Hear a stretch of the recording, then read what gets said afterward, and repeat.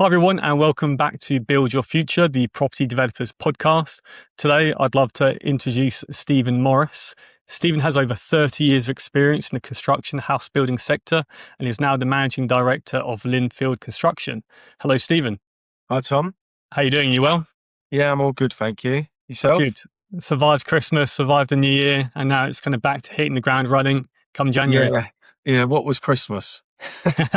Exactly. Yeah. I think a lot of people very much needed that kind of break. And obviously a lot of people have been getting snow over the last kind of week, 2 weeks. I actually saw a video of people skiing in Wales, which hasn't happened in 40 years, they said. So it seems like the weather's definitely had a bit of an impact.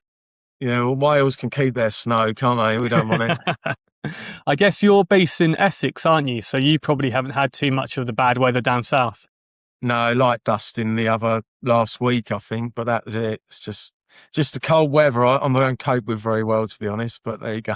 That's I know a lot of kind of property contacts that they've done well to build a property portfolio, be it buy-to-lets, HMOs, which now gives them the flexibility. So quite a lot of my friends and contacts have gone off to Thailand and to Bali and things and just kind of escape some of the winter in the UK. And that's kind of the best way to do it, right? Yeah, 100%. Them days are coming, hopefully. Yeah, so you're right. Great. Well, thank you for sending over your CV. It was actually really nice to go through and understand a bit more about kind of yourself and your background and how you got started. And I really wanted to bring someone like yourself on because of your experience where you first got started and the apprenticeship side at 15 and obviously how you've kind of grown and scaled across that, finishing as kind of a director at one of the top house builders and now obviously going and starting your own development company and running that over the last few years as well. So just for people that are listening, let's kind of go back to the very beginning because we have a whole range of people that listen to this. We have SME developers that want to kind of grow and scale their business, so we can touch upon that. We have a lot of property professionals, be it architects, town planners, solicitors that are very good in their field and they're just trying to expand their knowledge and the ecosystem. And then equally, as we kind of said, we have some people that have buy-to-let portfolios, HMOs, etc., that are now looking to step into development. So a real kind of broad range of people, and it'd be great to kind of go through a bit more as to kind of your knowledge and your experience. Yeah, no problem. Yeah. So, I left school at 15. I was one of the younger ones, birthday being in July. So I was actually 15 when I left in the June. I didn't really get much out of school, if I'm honest. I don't know, looking back now, I think it was a case of laziness rather than the ability. Well, it definitely was because I've obviously had the ability to move forward, but at school, I just didn't want to do it. So I left school and first job I went to was Apprentice Bricklayer for a church restoration company based in Essex, which was interesting because it was a range of things. Although I was an apprentice bricklayer, I got involved in working with the old lead workers and doing the stonework, got involved in roofing. So all the aspects really, got a bit of experience across all fields. So it was good.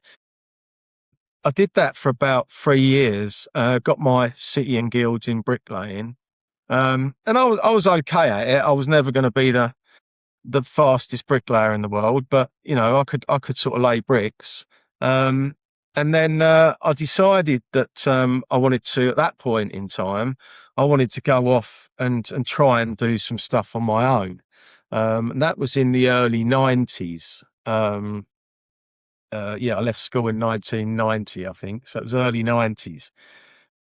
And I started doing that for a little while, and I was doing some patios and garden walls and, you know, general jobs for people. And then that sort of, I think it was my age, to be honest. I think a lot of customers were put off by someone so young, pricing and doing their work. So you would have been, early 20s by this point, I guess? Yeah, I was about 21, I think. So it didn't really work out for me, and I needed to get back into a regular income. I mean, my parents obviously they were okay financially, but they weren't. You know, there wasn't any spare money floating around. My dad used to work sort of 7 days a week, and so it was a case of you had that installed in you that you had to do your bit really. Otherwise, no work, no money type thing. So I came across a job in Travis Perkins, the builder's merchant. And I got to be honest, looking back, it's probably one of the best moves I ever made, because at the time I wasn't too excited about it. I was working behind the counter to start with, serving the day-to-day customers. And then I got promoted into the sales office. And then following on from that, I got promoted up to be a regional sales rep for them. And at the time, I was the youngest one they'd ever had. But what it did for me is it taught me all about the different materials, the prices of materials. So it was a real insight for me. And then I got approached by a developer. And they're a company called Castle Prime at the time. They're now called City and Country Group. And I got approached there and asked if I'd go there as a materials buyer. So I made the move to there. And that was my first job in a development company, really. So yeah, I did the materials buying, which yet again, I really enjoyed. It was something completely different. I mean, when I started there, it was pre-computers, believe it or not. So we're doing purchase orders on an order pad book and had loads of books on the shelf if you wanted to research materials and everything like that. So I guess your mental math had to be pretty good, right? it's very backward compared to nowadays, that's for sure. Nowadays, you just stick it in an Excel spreadsheet and you kind of switch off, Yeah. don't you? And I mean, if you want to find a material nowadays or research something, it's just at the tip, it's at fingertips, and it's just there. Yeah. So yeah, I did that, and I was there for 7 years doing that. And I'd sort of touched on quantity surveying while I was there. We used to get some of the easier packages to deal with and get involved with the surveyors on sort of package placement. And I thought, I really want to give this a go, move into the surveying ranks. And the company at the time weren't really keen for me to sort of progress into that route. And I think that was more because I sort of was fulfilling my role there as a buyer. I think I might have been a senior buyer by then, but fulfilling my role there, and they obviously didn't want to lose that resource in that department. So I was sort of being held back a little bit. Yeah. Companies always talk about kind of trying to help you with your self-development, but actually on the flip side, they kind of want to keep you in your lane because they don't want to lose a good senior buyer, right? So I get it from a company's perspective, but equally from a personal perspective, if you want to evolve and develop, there are points where you have to kind of push for your own, for what you want.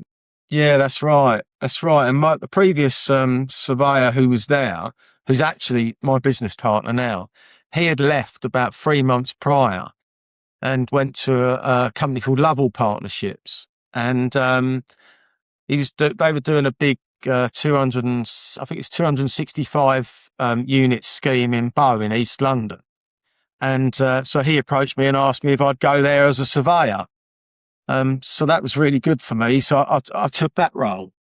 How did you find that shift? Because obviously being a buyer in comparison to being a surveyor is a different role. So which one did you kind of prefer, and what were the key learnings jumping between the two? I mean, I like both. And to be honest, when I started my own business, I still did both. I was doing the materials buying, I was getting involved in the kids. What I like the interaction, and I like the detail. And I like to get into the detail.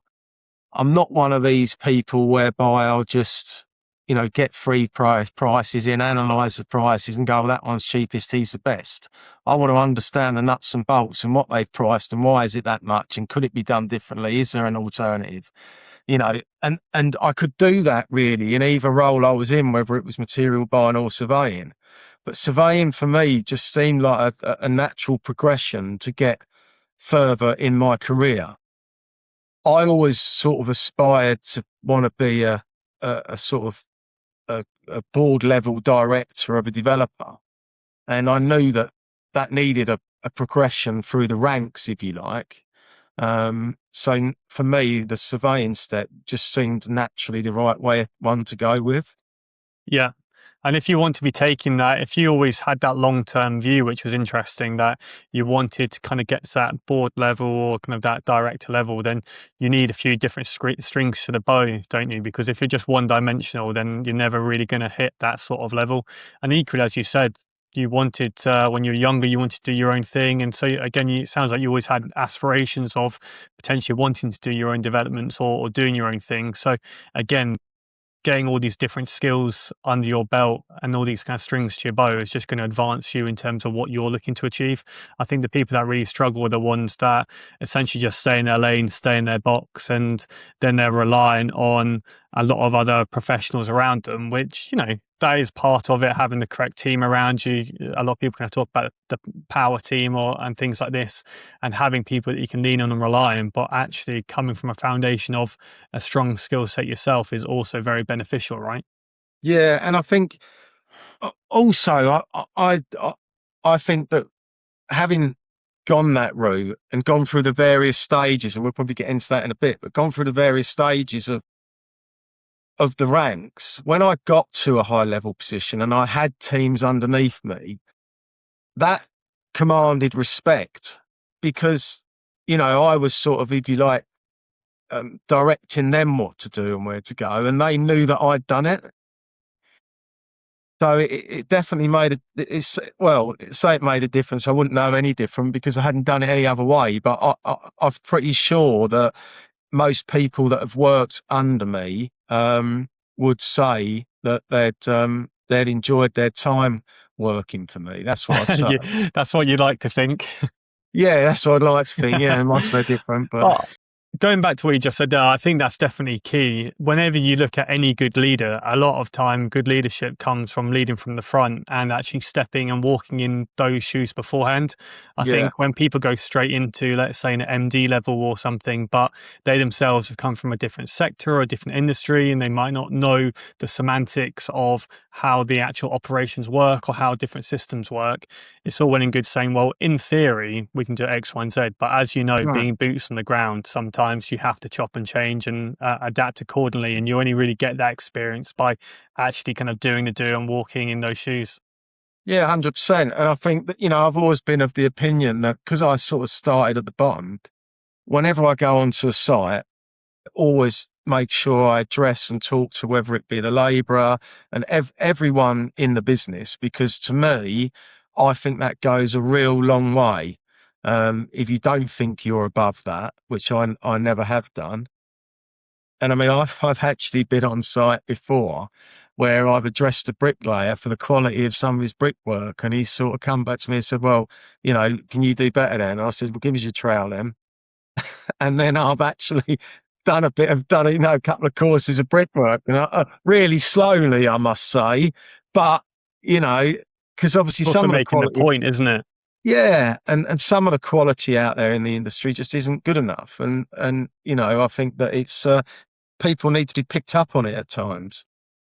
I think especially, I'm sure we've all seen on Instagram and Facebook and things where there are people now paying for private inspectors to go around and check through houses. And there are a lot of the major house builders that have essentially gone viral, which is really kind of bad Yeah, marketing, impacting their sales, I'd imagine, yeah, where you're kind of going through and there's so many kind of roof tiles broken and things not done correctly. And then there's mm, kind of mold everywhere, and they say, well, how are you selling this property? And again, a lot of these properties are going for 3, 4, 5, 600,000+ pounds. People are spending all their kind of life savings on this property to then find out that actually a lot of corners have been cut and things aren't done well. So I think yeah, it's having that kind of accountability there. And I think when there's large house builders, it's always easy to point the finger at somebody else. And I think that's where sometimes, from what I've seen with the SMEs that I've spoken to, is it's a lot more personal touch, and yes. people are there to actually fix the issues. And you can pick up the phone and speak to, yourself directly or myself directly, for instance, and we will go around and we will kind of get that problem fixed. Yeah, I mean, look, as a small business owner, the last thing you want is your project being plastered all over social media if there's something wrong. So, I've always been in the case, I'm more than happy to, a customer picks up the phone to me, I'm more than happy to address it. At the same time, if they're being unreasonable, then obviously, I'll make it clear that I don't see that as an issue, and therefore, we're not going to attend to it. But, Yeah, you've got to give them the time of day because, it takes years to build a business, but with the way social media is nowadays, it can be torn down in no time at all. absolutely. So, okay, so you were a QS, and then where did you go from there? Yeah, so I carried on through the QS in ranks. I worked at Lovells. I did about 4 years there, and then they were that project finished. And at the time, they weren't really much of a new build. They were doing new build, but they were doing mainly social housing. This was a private development site, and then I went on to deal with some of their decent homes stuff in London boroughs.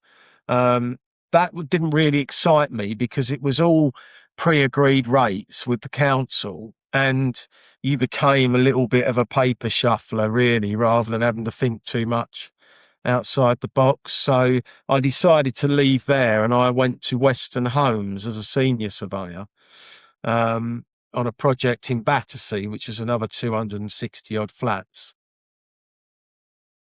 Yeah, I mean, that was good. I enjoyed my time there, but they started to make redundancies. I'd been there about 14 months, I think. And, at the time, I had a young family, and I wanted to make sure that, I was secure. I obviously asked my boss at the time, was my job secure? He said, I can't guarantee anything. So I then actually spoke to City and Country, and I went back. All right. So, what year was this? This was, when would this have been? 2000 and, oh, let's I try to was think. thinking when you were saying there redundancies and things, was this around kind of No, I 2008 don't, sort of it time, was, I or? can't think what it says on my CV now, Tom, what year that was, but time goes so quick. It must have Yeah, been, looking at it here, it's saying 2007, 2008 sort of time. yeah, that's probably about right. Yeah. So no, it wasn't a particularly bad time in the market. I just think that maybe they'd over sort of committed with staff Out and of one thing interest, and another. what was Battersea like back then? Because obviously now it's this big kind of powerhouse, and they've pumped a lot of regeneration money into it.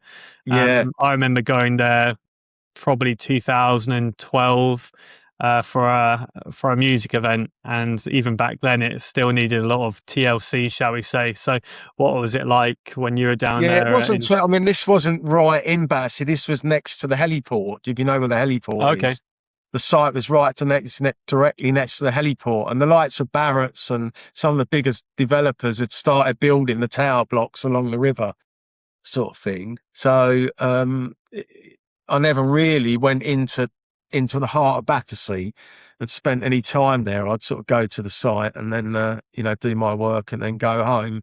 But I was office based, so I only went there sort of a couple of days a week, probably. so Um, at that point where you're in a place where you got a bit of garden leave, so then you kind of had a bit of space to then cut across and kind of go back to the other role. Because as you said there, you're kind of just kind of hitting the peak of your career in terms of working hard, getting kind of senior level. You now yeah, got kind of a young family around you. So then the stress I can imagine of being made redundant around that sort of time must kind of been a scary process for you.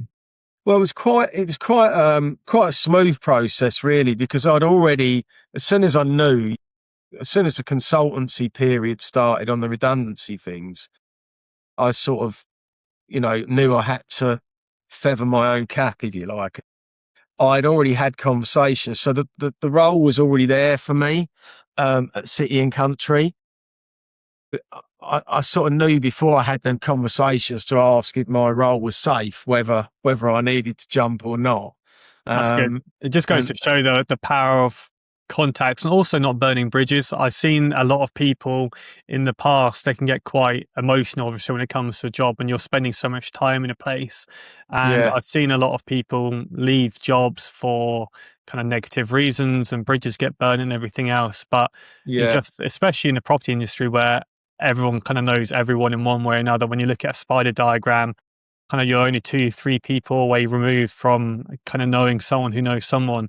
And so I Yeah. think it's just so important to maintain those relationships and maintain those bridges. Obviously, there's a time and a place. If someone tries to screw you over, that conversation needs to be had. But typically, it's always good to try and maintain those relationships where possible, because you're never going to know when you're going to need them, or you're going to need a positive recommendation or introduction, or something like that, right? Yeah, no, definitely. Yeah, that is 100% right. And I've always tried to never burn bridges. You know, I've always been quite a straight talker, but I think most of the people, to be fair, in our industry, you know, they've got quite broad shoulders. So you can generally have an honest conversation with someone, I think. Yeah, absolutely. Okay, so then you went back, and how was kind of that transition kind of going, and stepping back into the other role? Yeah, so I went back there I think I went back there as a senior surveyor, and then went on to commercial manager, and then head of commercial. Um, and that was for about another 7 years. And yeah, I enjoyed my time there. I always enjoyed what they did, because they do a lot of listed building conversions. And very rarely, they do a bit more new build now, but they do quite a lot more new build now, in fact. But in back then, it was mainly refurb, with new build in the grounds of a refurb site. They weren't doing any new build sites in green fields type thing. Um, so yeah, I mean, it was always one of them refurb. A lot of people shy away from it. Um, I loved it because I think once you understand the risks, it's a lot easier to work in. And understanding the risks in that comes with the experience. And obviously getting led by the right people that do know them. So I enjoyed it. I think when you look back on a refurb project, you look back at it and think, wow, you know, it looks fantastic at the end of it. It's hard work getting there, a lot harder work than building boxes, but, you know, there's a lot more to be proud of, I think. Yeah, yeah. Especially some of these period buildings, they're absolutely stunning. So I can imagine that being really nice, kind of bringing that back to life, something that's probably a bit tired, a bit dilapidated, and Yeah, needs a bit of tender love and care, as you just said there. But then seeing that kind of come back to its former glory must be really nice. I think yeah, nowadays, with a lot of kind of new builds, because it's kind of just stack them high, it's kind of that cookie cutter approach. Well, I guess with a grade two listed building, for instance, there's a lot more nuance there, and a lot more time, like you said. I mean, we brought a site when I was working for a major house builder, and there was a grade two listed building on site as well. But for us, we just saw it as a bit of a nuisance, to be honest. yeah, I think nowadays, with the amount of ecology that needs to go into sites and kind of bat surveys and everything else, it was just another kind of problem, a kind of another problem child for us, essentially. But yeah. what's kind of been your experience? What sort of projects in terms of great listed buildings, grade two listed buildings, have you kind of worked on, and what sort of bits are you proud of? Oh, I mean, they've done some amazing buildings. I mean, we had a place in Edinburgh. That was the furthest north we were working at the time, was an old school for the deaf called Donaldson's College. Amazing building. We did hospitals, RAF bases, the Britain headquarters, which was used during World War II. You know, lots of hospitals, Victorian hospitals. Just amazing projects. And when they are converted, they just look stunning. You know. It must be nice being a part of history, regenerating some of those sorts of areas. Yeah, yeah, and they're very good at what they do as well. They're very proud of it. They're not cutting corners, or, you know, they're working. And I think you have to be, if you're in. There's very few people in that line. I mean, you know, I don't know if I only know of one other developer that actually does that work at that sort of level, at them size schemes. Whereas, yes, you get other main contractors doing refurb, but not really developers as much. I guess that's the power of finding a niche, isn't it? Something like that, as I said, most will probably just see it as a problem child. While someone like yourself, because you already have that experience, because a lot of people are turning away because of the problems that can come with a listed building, actually that could present an opportunity to someone like yourself with that experience to take full advantage of it. Yeah, and I think also, you've got to remember is some of these buildings are being disposed of by people like the MOD, the MOJ, NHS. They've got a responsibility to make sure that these buildings fall into the right hands. Yeah. They are listed buildings, and they need to make sure that whoever they're selling them to um, treats them with the respect they deserve. Absolutely. There was a similar site that was being sold by Homes England, and that was an old RAF site. And I think that had a couple of listed buildings and things on it as well. But buying something from Homes England, the amount of documentation that you had to go Yeah, through and the yeah, tendering process is very different to buying something from the likes of Savills, for instance. yeah, yeah, definitely, yeah. But Cool. no, So you I did mean, that for. we had I was involved in sites as far up as Edinburgh, as far south as Shepton Mallet. We had Bristol. We had bought portfolio of 4 prisons, which was dotted all across the country. Quite a lot of travelling involved in that job at the time because I was head of commercial. I was sort of across all the projects. I was going to say you got the miles in then. Yeah, I did. And to be fair, in the end, it did take its toll a little bit because I did have a young family. I was away from home pretty regular, staying in hotels. Um, and in the end, I made a decision to take a break from it, which is why I left. I think I'd been back there another 7 years. And I was going to take a bit of a sabbatical, have a bit of time out, and a bit of holiday time with the family. And that's why I left really second time round. Oh, great. Okay. No, I think people often lose sight of that. My Mm, view has always been I work hard to earn money and I use that money to enjoy my time, be it with my family, or going on holidays and things like this. Well, I think a yeah. lot of people, they kind of forget about that bit and then it just becomes work, work, work and progression and new sites and new deals and everything else. But sometimes people lose sight of the actual reasons that they're doing all that for. Yeah, 100%. And I think the thing is that in when you're in it, you just forget about other things. You're just busy, aren't you? And you forget everything around you. And it's yeah, sometimes you need a sort of life changing event. I mean, my father died during that second term there, and I think the way I dealt with that initially was just to throw myself into work, and that would sort of mask the issue. Um, and in the end, it sort of took its toll on me a little bit and got to me in the end.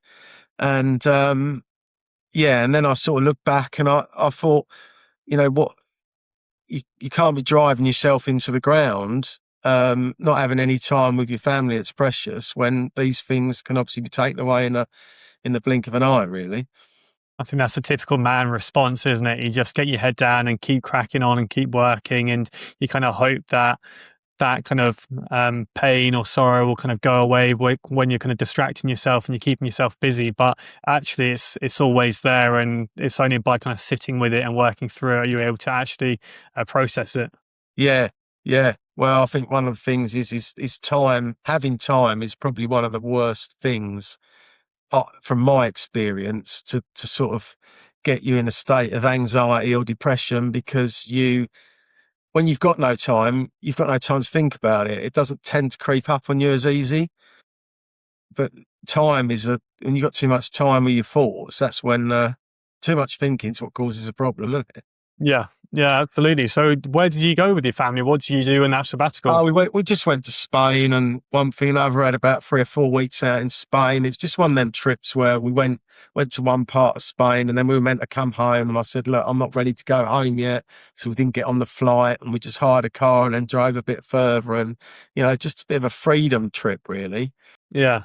Yeah. And I come back, and then I got involved in some, because obviously I thought, well, it was pointless not doing anything. So I got involved in some freelance QSing, which was easy, because I'd done it. It was easy on the mind, and I had no one below me as such, no one to manage. So it was just a bit of a break for the mind.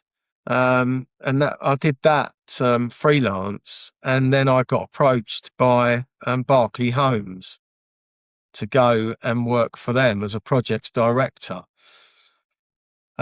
which I took the role. I was quite excited by them because I thought they were a great company, delivered a really good high-end product. So I wanted to go and work for them to see what it was like working for a large PLC, of their sort of caliber, really. And how did you find that change? Obviously, you've gone and worked for a few different companies, you've done a few freelance bits for yourself as well, and now you've kind of taken that step and moved into kind of the larger PLC house builder. And from what I've seen, they have a great reputation. My girlfriend used to work there, funny enough. So when I saw it on your CV, Okay. yeah, again, kind of small world. So Yeah. yeah, can you tell me a bit more about your experience there? Yeah, no, I liked it there. I think the difference I noticed there between, the big PLC and the more family run type business, city and country, was that people I felt struggled to make decisions in the PLC. There's people there in high level positions that didn't seem to be able to make a decision.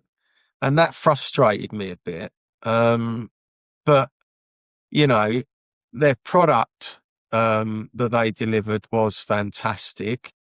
The marketing, the way they marketed and sold their product was very slick. And that's what it's about, right? At the end of the day, it's about buying the land at the right price and being able to sell the units at the end. And they did that. They did that very well. From your experience, was it the ineptitude to make a decision, or do you think it was the fear of making a mistake and putting their head above the parapet, and by not making a decision they avoided that risk? No, I think that's exactly it. I, that is just how it always seemed to me, and it was almost as if the top man, the MD, was the one that was going to make the decision, and if people would almost wait to hear what he said to give their opinion. Yeah. But I didn't cut. I couldn't. I sort of struggled to deal with that a little bit because I was always one of them people. I'd had my view, and I thought it was important to have dialogue, and whether you're right or wrong, I've always been happy to be called out if I'm wrong. Let's have a discussion about it, because that's teamwork, right? Absolutely. I think that just showcases the cultural shift. I think in a good culture, as you said there, a bit more of an entrepreneurial culture, it's let's bring all the ideas to the table. There's no such thing as a bad idea. Let's have an open discussion and let's figure out what's best for the company and for us to move things forward and obviously make a profit and everything else. But when you're dealing with larger corporations where people have been in a corporate role for 10, 15, 20, 30 plus years, then similar to the council in some ways, where kind of it's all routine, it's all structure, and people are then scared to make a decision because they don't want to get in trouble or they don't want to lose their job or what Yeah. have you, what have you. And so then you end up just cultivating this environment where, as you just said there, everyone then just kind of looks up or points the finger and doesn't actually evolve the company and takes it forward. No, and it's not down to the quality of the people, because the quality of the people were very good. Yeah. I think I don't know. It just seems like to be a culture thing in some of the bigger PLCs. So you were there for a few years. What sort of projects did you work on? So I was doing a project called Trent Park, which was the reason they got me involved was because it was a listed building project in Enfield, and no one really in there had the experience of dealing with listed buildings. So it was basically, there was an existing stable block, mansion house, various other buildings dotted around this parkland. And they were getting planning for new build within the grounds as well.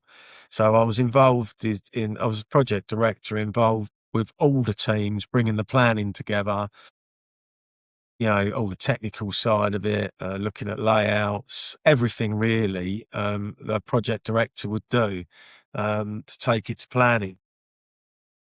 And what was that process like? Was it straightforward for that one, or was planning just as difficult as ever? To be honest, I thought they dealt with it particularly well, and I think that was another. I, I'm not convinced, to be honest, that anyone else would have got that plan. Well, unless you're a big developer, because obviously it needed a lot of money thrown at it. There was a lot of public consultations, lots and lots of time spent on it and money. And you know what it's like, how much all this stuff costs. You've got to be a powerhouse to be able to do it, especially on an unconditional purchase, Yeah.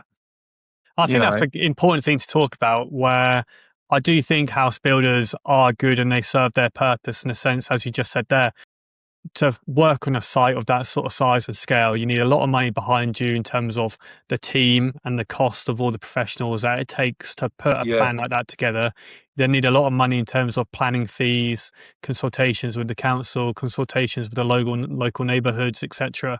And so you need a lot of cash flow to support one, the time it takes, the team involved, and everything else. And so I think major house builders are beneficial when kind of hitting those housing delivery numbers and doing those things. But the one thing that we try and kind of cater towards and talk about is the role that SMEs play, because I think a lot of SMEs have been forgotten about over the last kind of 20, 30 years. And a lot of people are now kind of starting to put their hand up and say, no, actually, we deserve a voice and we're also looking to deliver more. And I spoke to the team over at Homes England, and they themselves have recognised this, and they're saying that they want to do more, because if they're only supporting the Taylor Wimpey's, for instance, of today, well, they're actually going to be forgetting about the Taylor Wimpey's of tomorrow, because they're not giving them the chance to evolve and grow and things like that. So it's nice to hear that Homes England and a few of the kind of the other government structures are wanting to do more to cater towards SMEs. And it kind of nicely touched upon kind of what you did next after leaving there. yeah. So setting up on my own. Yeah, I mean, when I originally set up, it was really to go and do our own developments. Out I of didn't interest, really. what made you want to do the shift? Did you just kind of get fed up of working there, or did something happen, or did like an opportunity come up and you thought, right, this is my time? Kind of run me through that. Yeah, so I always thought to doing your own developments was all about money, and you know, I got approached by an investor who I set up a business with to go and do our own developments, and I think had they not had the financial backing, I wouldn't have done it. But at the time, I thought, this is an opportunity I've been waiting for. And if I don't take this now, I'm going to look back and regret this. As much as it was a risk, and it was a risk because I was leaving a good, solid, secure job with a family and all the other things you commit to along the way. But I just couldn't get it out of my mind that if I don't do this now, I never will. So that's what I did, and we first set up a company called Seco Construction, and that's what we were going to do. We were purely going to do development, but unfortunately, the investor I had at the time then had issues with getting his funds. So we'd bid on a few sites, and when I started off, we were going to transact on them, and then he had issues with these funds. So I In never. terms of he had cash locked away in assets or a company, or where, like, Yeah, yeah, in okay, various companies, but there was some investigation going on, and it sort of got frozen. So I couldn't really unlock it, and he was brilliant throughout the whole process. I had it for about 2 years, year and a half, 2 years. Throughout the process, he just continued to make sure that I was sort of looked after and got income out of it. Even though we weren't really doing much, we were doing planning on one site that he'd invested in, looking at some other smaller bits, but we weren't really doing enough to justify me being paid full time.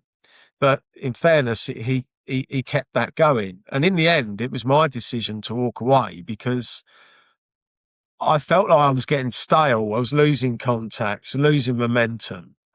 And that's when we set up Linfield. And Linfield was set up with another developer, and they had been doing the process of getting the planning, sometimes flipping the sites and other times building them out.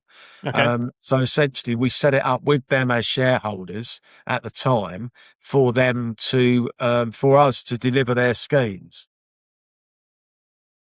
It's interesting that you said momentum there, because it's something that I talk a lot about, where there is momentum when it comes to doing these sorts of things and doing these deals, being in the forefront of when the agents come across a site. You want to be the first one on that list that they kind of call up and contact and say, this has just come across my desk, is it of interest? And if you don't engage with them for a year, 2 years, then you just Yeah, slowly work your way down that list until you're forgotten entirely. And it's just about kind of just touching upon and also delivering on these deals as well. I think to a lot of people that wanted to get started, they kind of go, oh, well, how do I get started and what do I do? And I always kind of say, well, first of all, kind of get a good foundation of knowledge underneath you. And then secondly, when you do speak to agents, do what you say you're going to do. And it's as simple as that, that if you are interested in the site, go and view it with them and have a discussion with them, or put an offer forward, or have these things.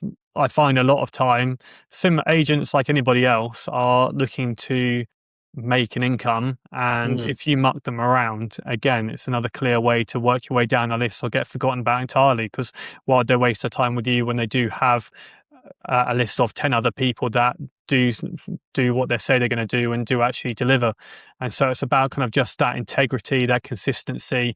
And then again, agents talk to each other. So again, yeah, just like your brand can be diminished, your brand can also be bolstered, because they'll say, oh yeah, we've done a job with Stephen and he was really good, really kind of practical, did everything that he said he was going to do, we'd definitely recommend him. And if people think that agents don't talk to each other, especially when a close kind of community, if you're investing in a certain area, a certain patch, then I think you just need to double check that. It's really important, in my opinion, from what I've seen, kind of keep that momentum and also keep that integrity and consistency.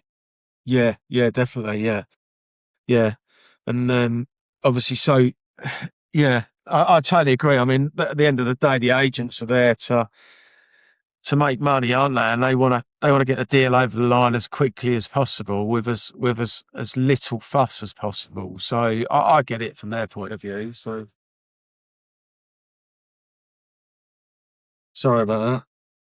That's right, I can cut that out. Yeah, Sorry, you were saying? yeah. So yeah, I get it from an agent's point of view. And as you said, you've got to be honest in your approach, and there's no point wasting their time because you'll only do it once. Yeah, absolutely. So what projects are you working on now then? Are you doing new builds? Are you doing kind of your experience of the conversions of listed buildings? Or to run through kind of for our audience, what sort of projects you're working on now, and also the highs and lows? Because looking at your CV, I saw that you then made this move in 2019, and obviously we all know what happened in 2020 with COVID, and then house prices absolutely rocketing with the stamp duty Yeah, holiday, which for a developer was obviously a great time. But as we all know, great times are followed by slumps. And yeah. then we know good old Liz Truss came in, which then impacted house values and sales and things. So run us through kind of the last few years of kind of starting your own business then. Yeah, so when we started Linfield, we had our first project was 42 flats in East Ham, new build, with a basement and a ground floor commercial unit. That was 2019. We had sort of we were just getting involved in that and looking at other schemes that were coming through, and that was going to be our first job to deliver. So we demolished it, and then COVID hit. It didn't. It was a bit worrying because we had to stop for a while because it was that initial shock, wasn't it? When COVID come, it's, everyone's sort of worried about what's going to do to the housing market. Do they carry on with the schemes? Do they shelve them? So there was a little bit of a delay while there's sort of like, we're not doing anything type thing, but we still had, we had a lot of, well, there was only me and my business partner at the time, and we had to do everything on that scheme. So we had to the deal with the planning condition releases, and do the procurement, get the trades all lined up, do the design. So we was doing everything. So we were busy enough, and we had plenty of stuff to get dealt with. And to be honest, I think it's probably one of the only projects I've ever worked on where we probably had like 98% of the design before we started on site. All right. Wow. Only because we had the time, Yeah. which is not normally a given, is it? But So actually, it also had its benefits where that time at home, you're like, right, well, let's actually crack on with the design elements of it. yeah, that's right. Yeah. So we had that one, and then so we started that, and then we were doing that, and then we overlapped with another scheme of 23 houses in Goffs Oak, which we then started. And then we got involved in another project, which was a distressed project, and we were brought in to sort of finish that scheme off. We got up to about 22 staff. I think we turned over about 15 million that year. So we were doing okay. And then unfortunately, one of the projects we was involved in, we didn't get paid. Okay. Yeah, so we did get paid in the end, but we didn't get paid when we were supposed to get paid. And it was a significant sum of money.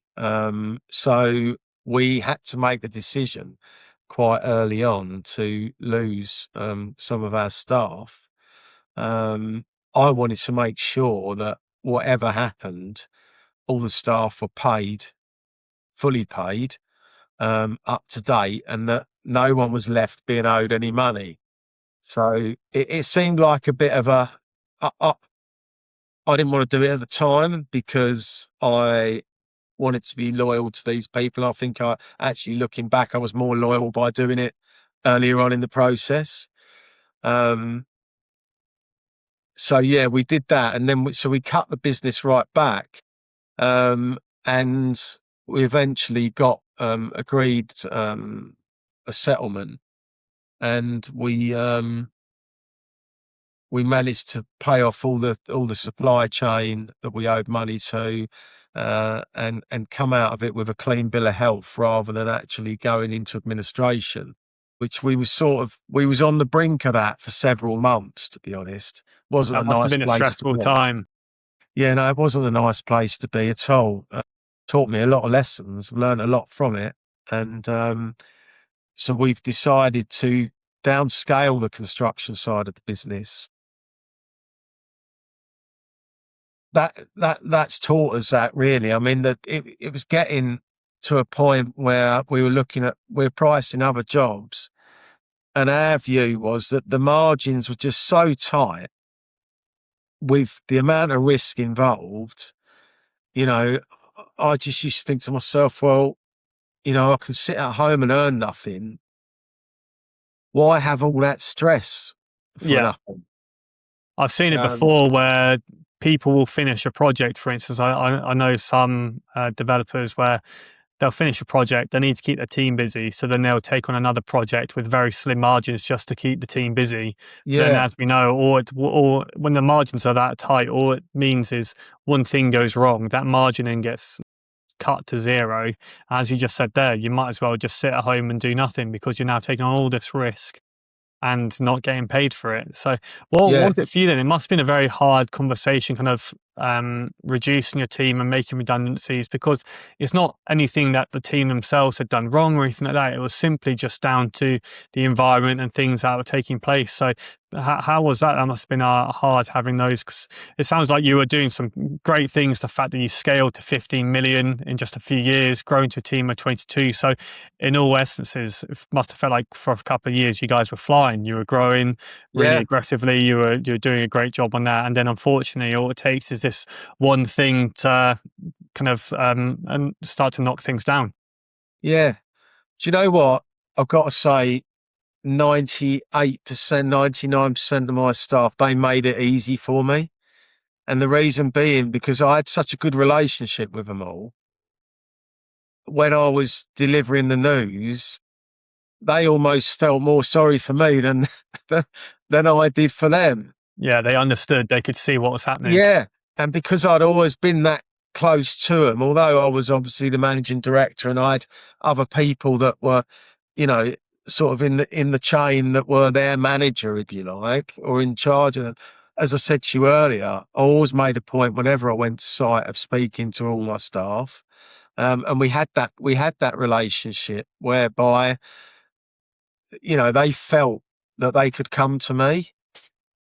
So yeah, I've got to say I had some really good stuff and they made it really easy for me. Nice. And that again comes down to the power of relationships and having the right team around you, isn't it? So Yeah, now without you a said doubt. that you said there's you've stepped out of working for the big PLCs. You kind of took a punt on yourself and started this construction company, and you grew and scaled it, and now you're starting to kind of pull things back. So what are your plans now for 2026 and beyond? I mean, look, my utopia is just to do our own developments. That is the absolute utopia. I mean, we've got involved. We did a development the other year of 3 houses, which was a joint venture for the landowner. That was really enjoyable to do. We got an option on a site which we've run the planning on. That's not been such a pleasant experience, but we're not finished yet, I don't think.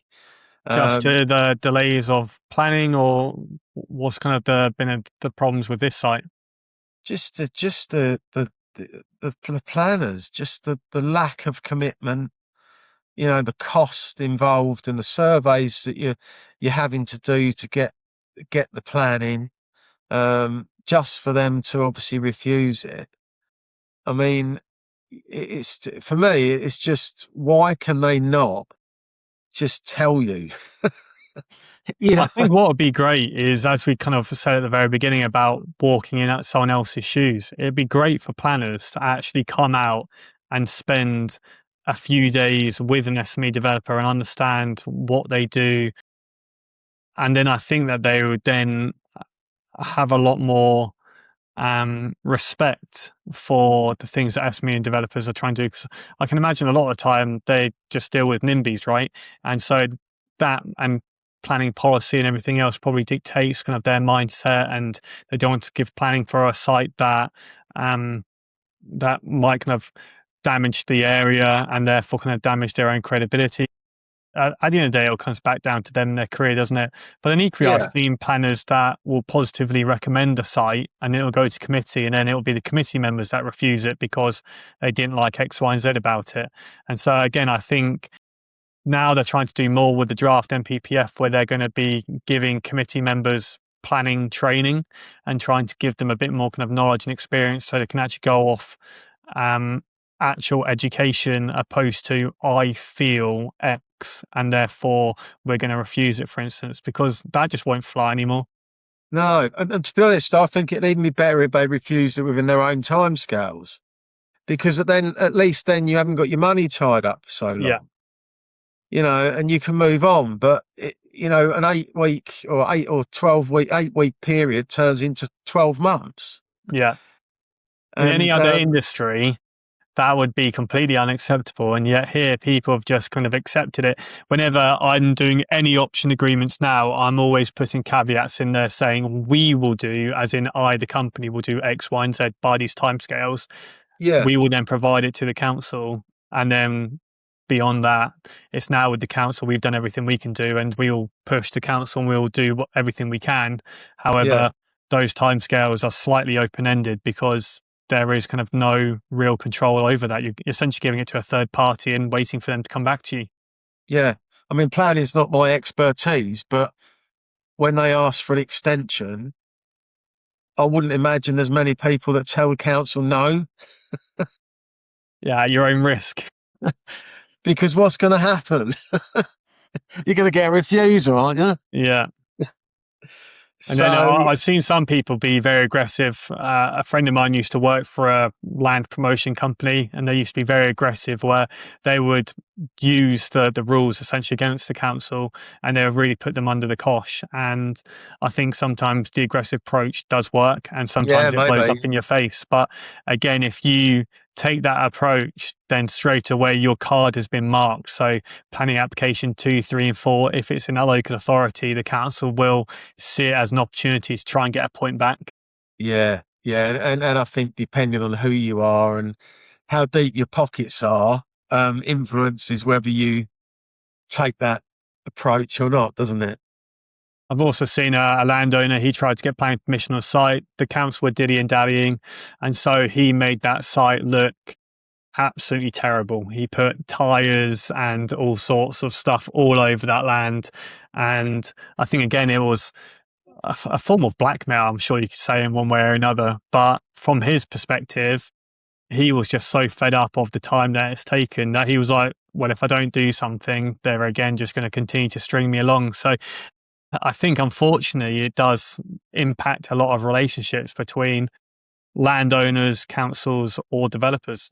Yeah, yeah. So I mean, yeah, it is just painful, and I think it's 3 houses, and we spent best part of 40,000 to get a refusal, and then get a refusal appeal.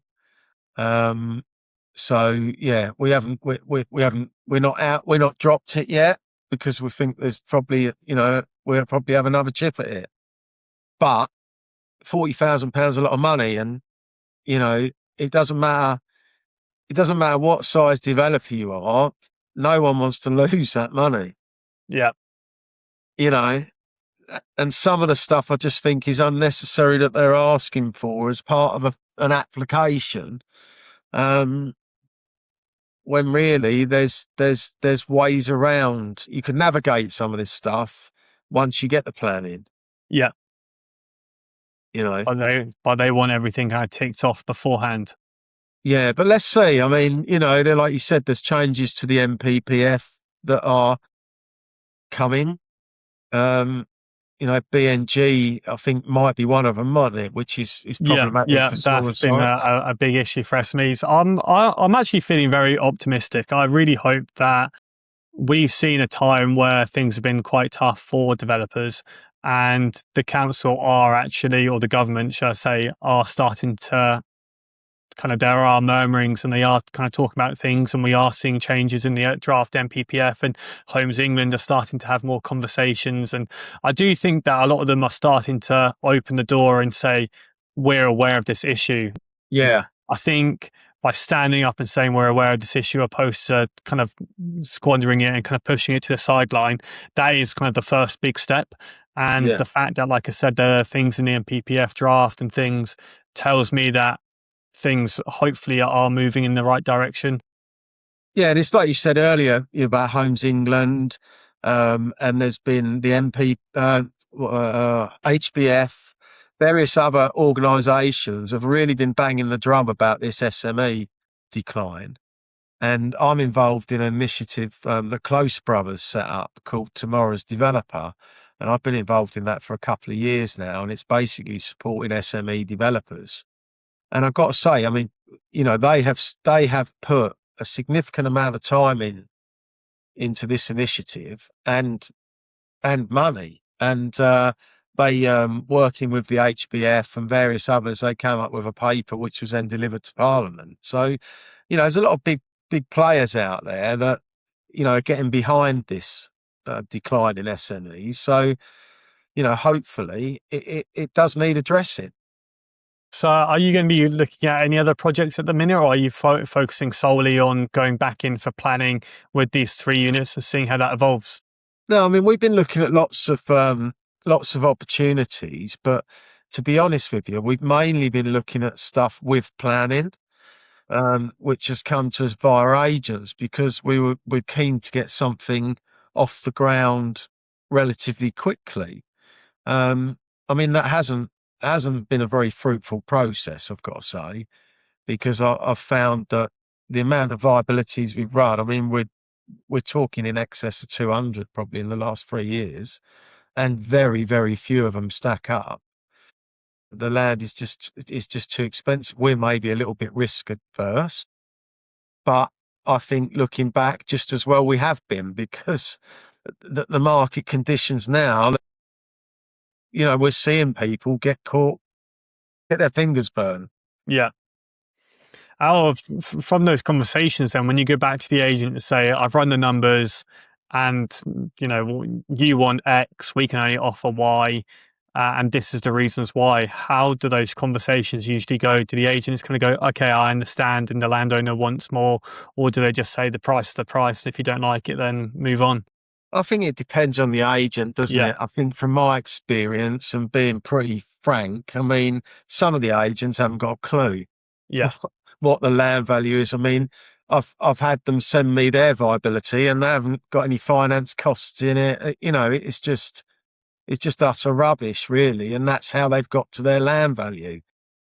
But ultimately, if you tell the landowner his land's worth £1 million, he wants £1 million, doesn't he? yeah. I think Um, one of the most dangerous things, as they say, is when an agent gets involved and it's an uneducated agent. I think I've had some conversations with some of the larger agents that are a bit more experienced, and they have said that landowner values or values of land are coming down. And it's been one of the yeah, first times in the last kind of decade or whatever, because obviously with build costs going up and sales values not going up in line anymore, then obviously the one thing that can be reduced or will have to be reduced is the land value. it's So the land. I Yeah, think they are starting to have more conversations with landowners, but one of those things does make me laugh that you could be selling a site for £500,000, £1 million, or what have you.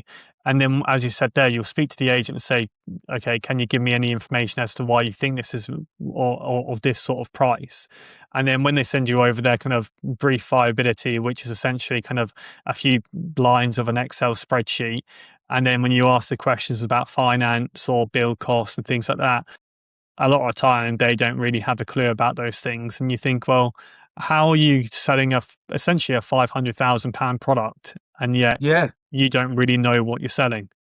No, no. Well, I don't think, I might be wrong, but I don't think that, to do that, you've got to be regulated or in any way, have you? No. So, in fact, I've noticed over the last 2 years, there's more people selling land that claim to be agents or sourcers or, you know, than ever before, I've ever seen before.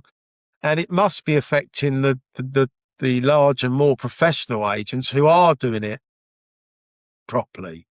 Yeah. Um, because ultimately a landowner generally wants to hear that they can get more for their land, don't they? So if you've got two or three agents out pricing it, they're not really interested about how you come to the number. They just Yeah. want that higher number. But unfortunately, again, there is that. I think part of it's greed and part of it's the emotional element as well. Where if somebody gets told that their land's worth £1 million by, let's say, three agents value it, one's at 600, one's at 800, and one's at 1 million, well, then you're going to go for the one that says they can sell it for £1 million because it's your family land, you've had it for X amount of years, and you want to obviously get the best value for it. And once they've told you that price, if they can sell it or they can't sell it, it's now redundant because that price is now in your mind and it's always going to be there. I've seen sites before where people have been told a price and then you have to explain, yes, well, this is COVID and things aren't being sold for as well when they once were. And then they'll kind of say, well, I've owned this land for 50 years. What's waiting another 5 years and seeing what the market does, sort of thing. Yeah. Yeah. And then we get other agents, obviously, that we go back to and, they've got better offers and I, I've seen it whereby people have come to us and asked us if we'd do a joint venture with them on a scheme. And, I said, well, let's have a look at the viability and we'll see. Some of them have been quite nice schemes, to be fair. And, you go through the numbers and they're sort of looking for their viability is showing single digit return on cost. And, you won't get the banks to fund that, but then what they're trying to do is they're trying to hoodwink the funders by adjusting the numbers to get to the 20% or whatever it is. But at some point, I just won't get involved in them because the risk is just too high. And at some point, you're going to get caught out. Yeah, yeah, absolutely. And I think that is what I was about to say about it's all well and good if you're willing to take the risk. But then if you need finance from a bank, which most developers do or will need finance, then they themselves won't back you. So Yeah. Yeah. I think it took a while actually for the build cost increase to sort of filter through into everyone's mind. Yeah, there's always So, that lag period though. yeah. So I think there was a period there where people were still looking at sites thinking they could build it for 160, 170 a foot.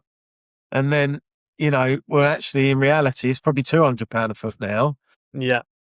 But it hadn't sort of filtered through to their mind because they maybe weren't actively doing. We were actively building at the time when the material price increases were coming through.